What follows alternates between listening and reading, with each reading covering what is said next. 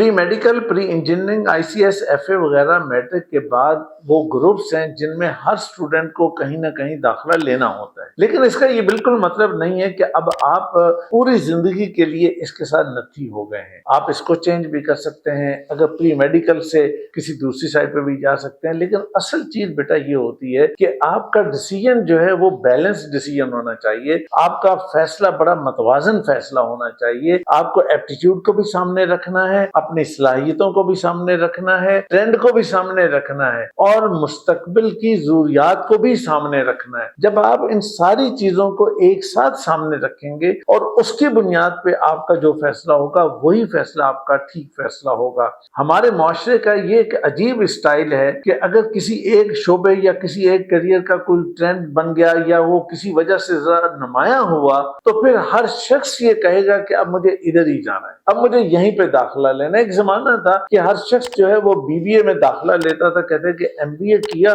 तो कामयाबी का सर्टिफिकेट मिल जाएगा। फिर उसके बाद कंप्यूटर आया तो हर शख्स ने ये समझा कि अब बस कंप्यूटर में जाएंगे तो कामयाबी पक्की हो जाएगी, इसके अलावा तो कामयाबी मिलेगी नहीं। तो ये जो ट्रेंड होता है इसका एक रिजल्ट भी निकलता है। रिजल्ट ये निकलता है कि कंपटीशन बहुत सख्त हो जाता है। जब कंपटीशन सख्त होता है तो उसके अंदर सरवाइव कौन करता है, आगे कौन निकलता है? वो निकलेगा जिसकी सलाहियतें, जिसकी काबिलियतें और जिसका एप्टीट्यूड उस फील्ड के मुताबिक होगा। लेकिन अगर कोई ऐसा शख्स है कि उसने डिग्री तो कर ली है लेकिन उसका अपना एप्टीट्यूड या उसकी अपनी एबिलिटीज उसके मुताबिक नहीं है, तो अव्वल तो वो टेस्ट में आउट हो जाएगा, नंबर 2 वो इंटरव्यू में आउट हो जाएगा। और अगर इन दोनों को क्रॉस कर भी लिया तो वर्क प्लेस पे जाके उसकी सूरत हाल ऐसी होगी कि सारे उसको कहें कि भाई आप चले ही जाएं तो ज्यादा बेहतर है। ये जो सूरत हाल बनती है, इस सूरत हाल के अंदर आगे वही शख्स निकलेगा जिसका एप्टीट्यूड उसके मुताबिक होगा। जहां तक आपकी बात का ताल्लुक है कि प्री मेडिकल करने के बाद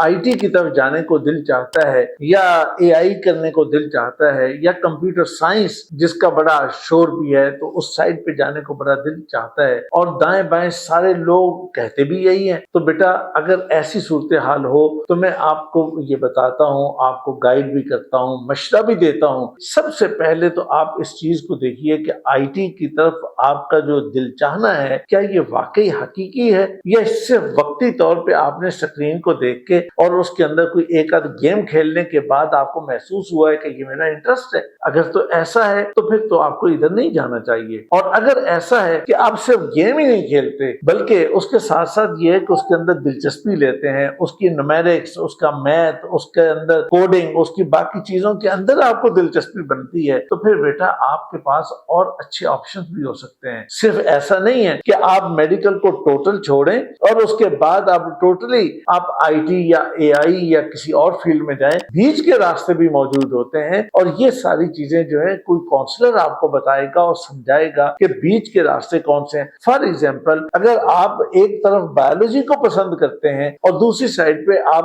कंप्यूटर IT को पसंद करते हैं तो इन दोनों का कॉम्बिनेशन भी बन जाता है। मसलन आप बायो इन्फॉर्मेटिक्स ले सकते हैं, बायोटेक्नोलॉजी ले सकते हैं, बायोमेडिकल इंजीनियरिंग ले सकते हैं, हेल्थ इन्फॉर्मेटिक्स ले सकते हैं और इनके अंदर अपना बेहतरीन करियर बना सकते हैं। अगर आप बायो इन्फॉर्मेटिक्स लेंगे तो आपका काम जेनेटिक्स का होगा, जीन्स के साथ होगा।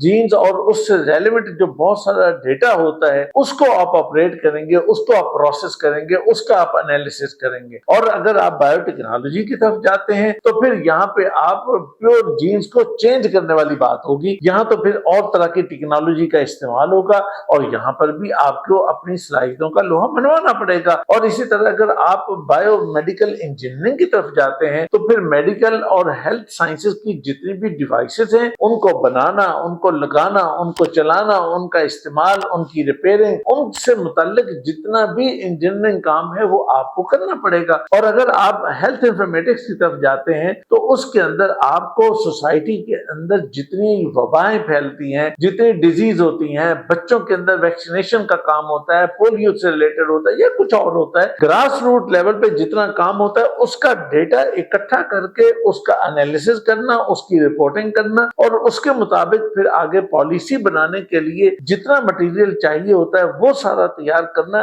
یہ سارا کام اس میں آپ کو کرنا پڑے گا۔ اب اگر آپ یہ سمجھتے ہیں کہ آپ بایو سائڈ پر بھی بہت اچھے ہیں، آئی ٹی سائڈ پر بھی بہت اچھے ہیں اور اس کے ساتھ ساتھ آپ ان میں سے کوئی ایک فیلڈ کے اندر دلچسپی رکھتے ہیں، تو پھر بیٹا آپ کو ضروری نہیں ہے کہ آپ نے پری میڈیکل کے اندر ہی رہنا ہے، آپ پری میڈیکل کو چھوڑ کر کسی دوسری سائڈ پہ بھی آ سکتے ہیں۔ آخر میں صرف اتنی بات کہوں گا کہ بیٹا ٹرینڈ کے پیچھے کبھی نہیں بھاگیں، ٹرینڈ کبھی کچھ ہوتا ہے، کبھی ٹرینڈ کچھ ہوتا ہے، اصل چیز آپ خود ہیں، آپ خود کو پہچانیں کہ آپ خود کیا ہیں، اپنا انالیسس کیجئے، اپنی اسیسمنٹ کیجئے، اپنے ایپٹیٹیوڈ کو سمجھیے، اس کے مطابق فیصلہ کیجئے، انشاءاللہ کامیابی آپ کا مقدر ہوگی۔ میری دعائیں آپ کے ساتھ ہیں، خوش رہیے، شاد رہیے، آباد رہیے۔